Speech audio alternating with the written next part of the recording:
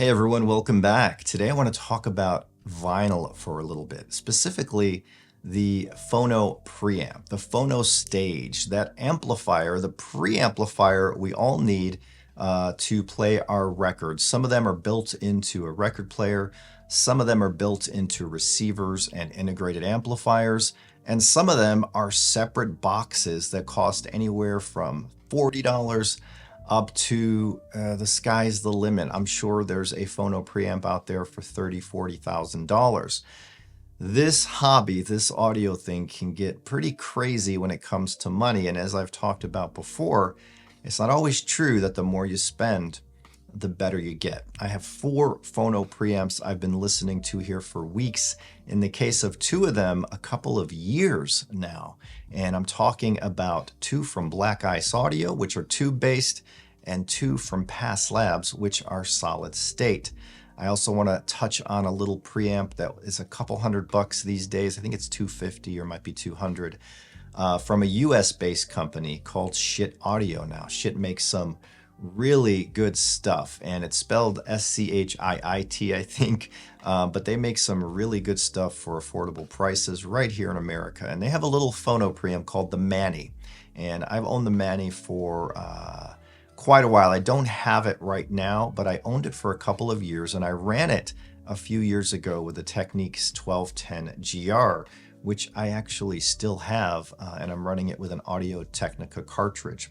I also have a Fluence RT85, a $500 table here, and I tested these with a Pure Fidelity Harmony with a low output moving coil. That is an endgame turntable that's priced quite highly. But the phono preamp is really important, and I have 4 here I've been listening to, and I gotta tell you, the most expensive one is my least favorite of these 4. But let me touch again real quick on that Mani. If you're someone who has a turntable in the $500 range, like a Fluence RT85, and you want to up your sound game compared to using a built-in or something like that, the Schiit Mani is a fantastic little preamp. If you're getting started in the vinyl, you're not sure you want to make that commitment yet, this preamp for some is as good as it gets, right? And it can stay in your system for years, as it did mine. It's not the final word in low noise. It has some noise. It's not the final word in soundstage or that magical holographic imaging, but it does play records with authority, with punch, with drive, with kick, and it sounds really good for the money. In fact, for that kind of money, and I heard a lot of lower cost phono preamps, that's my favorite. You can buy it on Amazon via Prime. So you can return it if you don't like it. I'll put a link in the description below if you're interested. But for those of you who are a little more serious in your vinyl quest, your vinyl adventure, say you've moved away from the starter turntables and you're getting into tables like in the 1,000, 2,000, 3,000 and up range, something like the Technics 1500 or the 1200 GR, 1210 GR. Those tables are really, really good tables, and they compete with tables that cost double and in some cases triple the money. They're really set it, forget it, hassle-free tables that make setup a breeze, and cartridge swaps take 30 seconds at most. Beautiful tables for almost all of us, the Technics series of tables, the modern day series that they make now. They just announced the 1200 and 1210 GR Mark II actually, and I think those are shipping in October. They made some enhancements to these legendary tables. But for today, I'm going to talk about these phono preamps, and I tested it with 3 tables. The Fluence RT85 in Ortofon Blue, the Technics 1210 GR with an Audio-Technica VM95 ML and a Sumiko Amethyst, as well as a Pure Fidelity Harmony with the low output Stratos cartridge. 3 different price points, but these phono stages all brought out the best of these tables. So let's start with the one I liked the least of these 4. 2 are from Past Labs, 2 are from Black Ice. The XP17 is a current model in the Past Labs lineup. It offers a sound for me here in this room with all of the tables I played with it, a smooth, wide sound stage, a little more focus in the treble, a little recessed in the mids, and the bass is tight, correct, impactful, but it's a little lighter than the other three Phono preamps. This is a phono stage that you can use a moving magnet cartridge with, which are the least expensive and most common, or you can jump up into that audiophile range of moving coil cartridges, and those come in low output or high output varieties. For a low output moving coil cartridge, you're going to want a really good preamp that's low noise and can amplify that minuscule signal coming from the cartridge, going through the arm into the preamp, right? So you want quality when it comes to the preamp. You want low noise, especially if you're using a moving coil. The XP17 from Past Labs, for me, is the noisiest one that I have here between the XP15, the Black Ice F9 Mark III, and the Black Ice F159. I don't know if there's something wrong with the XP17 I have here. I've had it here for a couple of years, but it's always been a little noisy, especially in the moving coil high gain setting. Now this thing goes up to 72 dB of gain, and you will hear noise from it if you turn your volume up and you're not playing music. I hear noise with it using low output moving coils between tracks, so for me that's not acceptable. For moving magnet use like the Audio-Technica or the Sumiko, it sounds lovely. But let's talk about the XP15, which is the older model that's many, many years old. For me in this room, the XP15 is lower noise than the 17, has a smoother, more organic sound, a richer sound, a sound I associate more with quality vinyl playback. It has a little magic sprinkled in. The bass is really, really big and tight at the same time. The instrument separation is just right. It's kind of organic. It's not etched. The XP17, it's a little more etched. So for me, I prefer the XP15, and it also has choices for your gain and loading on the back. You can set gain for moving magnet. You can set gain for moving coil. You can load your cartridges via the dip switches on the back. Really well-made phono preamp. You can only find the XP15 used, but for me, it sounds more like tubes than solid state, where the XP17 sounds more like solid state. But the XP15 kind of has a place in my heart. I've had it here for 3 years. I love the sound of it. It's just warm and rich, but also has that impact and instrument separation that's beautiful. So if you're looking for something like that that sounds good to you, you might want to find a used Past Labs XP15. The other two I want to talk about are from Black Ice Audio. Both of these are tube-based. The F9 Mark III is under $1,000, and it is a no-frills tube phono stage, but it looks beautiful with the glass front panel. The lights light up, the Black Ice logo in orange and the text in white, but it's gentle. It's not screaming out at you if you're listening in the dark. You can also set it up for moving magnet or moving coil. I'll set the gain numbers up here so you can see how much gain it has.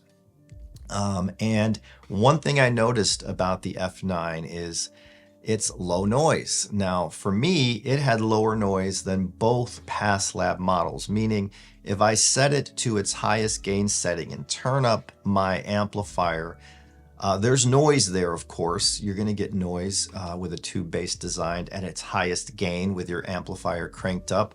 But it's lower than the Past Labs versions, preamps, I should say. So that was impressive. Listening with moving magnets, say the Sumiko or the Sumiko Amethyst or the Audio-Technica cartridge, the moving magnet cartridges, I was getting a big, rich sound, a little brighter on the top end than both Past Labs, but a little bigger in the bass. The mids were fleshed out, but it was kind of a clean, modern-day sound, but with a little bit of life from those tubes. I really dug the sound. As a matter of fact, I was debating if I preferred it to the XP15 or not. It was close, and it's a really, really good low noise design for under $1,000. And it was neck and neck with the Past Labs XP15, but I think I like the XP15 a little better. And really the XP15 is a much more expensive phono preamp. But let's move on to the Black Ice Audio F159. As for me, this one is the star of the show today. It comes in at under $2,000. For me, I prefer it to all of the other phono preamps I just mentioned. And I'll tell you why. Now, the Black Ice F159 uses 2 tubes. You can swap those tubes and effectively change the sound character of the preamp. For example, it shipped with a pair of generic Chinese tubes, and it also shipped with a pair of Electro Harmonics tubes. The Chinese tubes ended up being my favorite because they give you a warm, rich sound, and that's the sound I associate with vinyl. That's what vinyl should sound like. I don't like when vinyl tries to emulate high-res digital. I can't stand that because digital is going to technically always sound better than vinyl. Vinyl is something you want to get into if you want music that has a little more emotion. It's ritualistic, meaning for me, I listen to entire albums. I'm not skipping through songs through a streamer. I'm listening and getting the entire experience. I like the ticks and pops. I'm not obsessive about having a noise-free vinyl experience. I just have fun with it and let the music speak to me. And that's what good vinyl does for me. Growing up through life, I always had a record player and records, and I always had a sound that was big, rich, fat, with punch and kick and a little bit of magic thrown in. The Black Ice F159, again, allows you to use moving magnet, moving coil. I tested it with both. There's only 2 gain settings. It's 40 dB for moving magnet or 60 dB for moving coil. And that is enough even for low output moving coil. You can adjust the loading via a dial. And even on the front, there's something unique. There's 2 dials and a switch for you to activate this feature. This ships with a test record, so you can set this up. And Black Ice, this phono stage, the F159, was the 159th design by Jim Foskate. And Jim Foskate, that means he created 159 phono stage designs, and this is his 159th. Now, I owned a Jim Foskate phono stage, a tube one, quite a few years ago. It was really badass looking. It was cool. It had exposed tubes, and that thing provided punch, kick, drive. I think I blew a tweeter with an album using that phono stage because I just kept turning it up, and I was like, whoa. That signature Jim Foskate 2 phono stage was excellent. It received great reviews. A lot of people still run that one today. So this Black Ice was made after that, and I honestly feel the F159 is an improvement on the Jim Foskate signature, which was so good. Now, why do I like the F159 so much? I do like the aesthetics. I like the way it looks. You can see the tubes glowing through a window. The lights show the knobs on the front, which helps you correct somehow digitally or through this preamp. I don't know how it works, but Jim Foskate designed it. It can correct your azimuth a little bit. Each cartridge supposedly can use these corrections, and that's what the test record is for that it ships with. You play these test tones, you dial it in following the instructions. As a matter of fact, let's just do that right now so I can show you how this works. So this is actually a feature that helps reduce crosstalk and therefore can possibly bring you more details and widen the sound stage. You plop on the Black Ice test record. There's 2 tracks, one for the left, one for the right channel.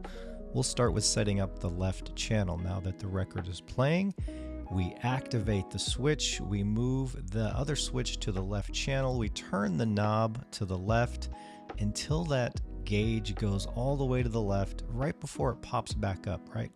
And we want to get that as low as it'll go to the null point, which should be right about there for the left channel. I now have track 2 playing, which is for the right channel, and we repeat the process. We switch it over to the right channel.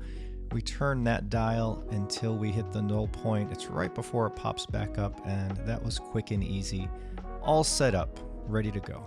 So that's it. Once you set it up and activate it, turn it on to active, you may or may not hear a difference. Now, when I used the Sumiko Amethyst cartridge and I set it up and activated it, I heard more bass.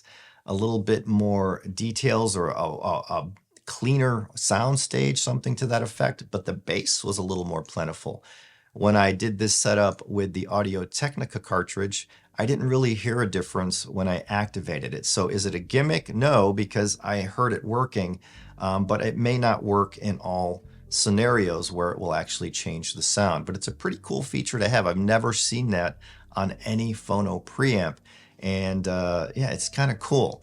But what I love most about the F159, besides its looks and design, the fact that it was made by Jim Fosgate, is the sound quality. Whether I was listening with a moving magnet or that low output moving coil, the noise level in this thing, as Black Ice says, is inky black. I wasn't getting any noise that was audible through the speakers.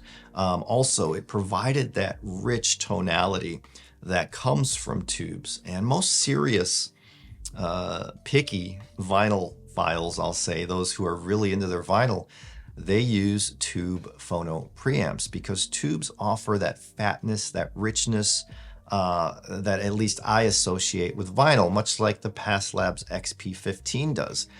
But the Black Ice is not as smooth or homogenized as the XP15.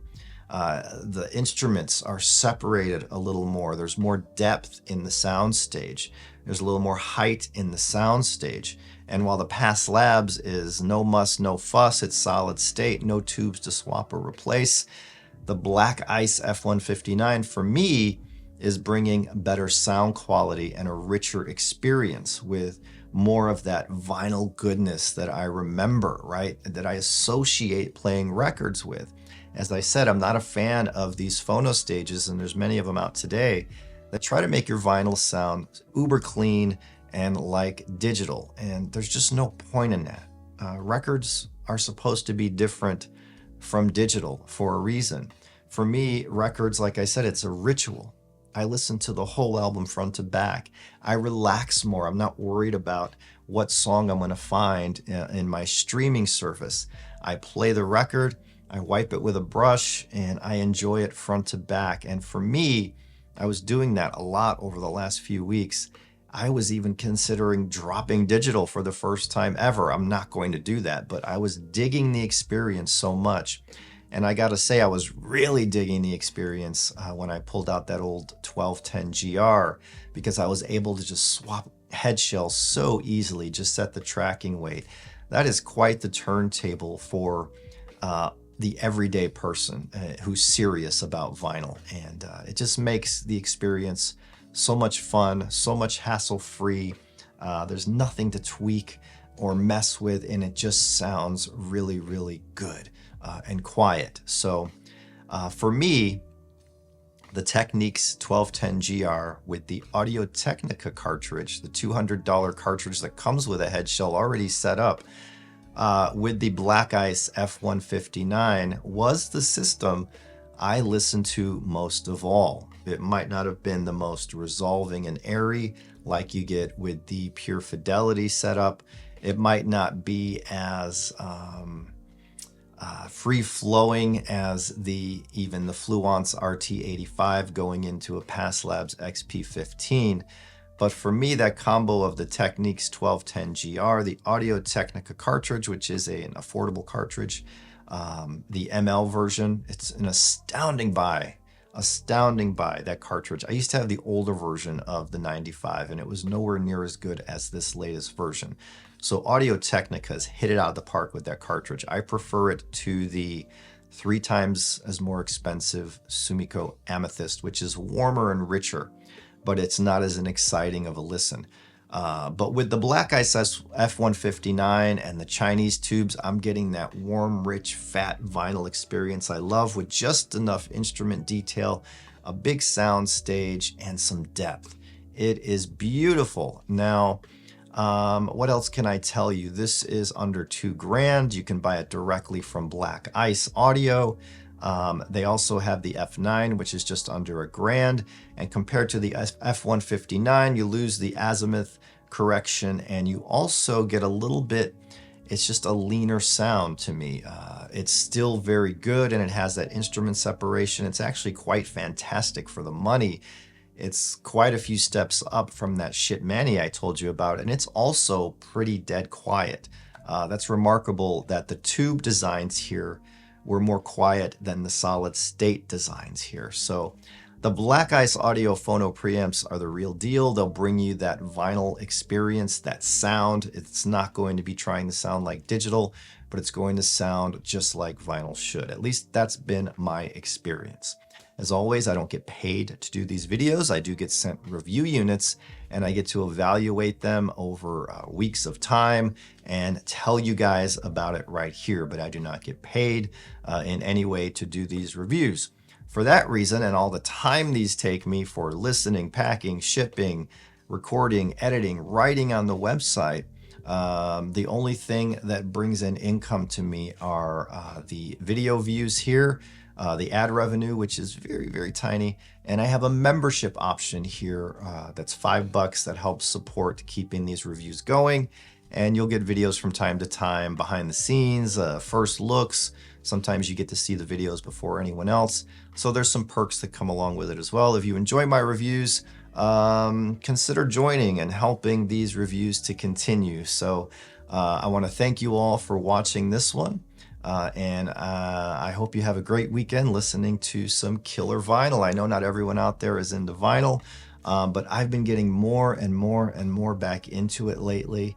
And no, it doesn't have the all-out magic of my digital setup as far as the airiness and the three-dimensionality, but it just connects with me on a different kind of level. And it could be just memories from growing up and always having a record player, but I don't know. I love it, and the Black Ice Phono preamps are really top quality designs and bring amazing sound. So that's my look at these 4 phono stages. My favorite is the F159. My least favorite in this shootout was the XP17, which cost the most and is the current modern day model in that lineup from past labs.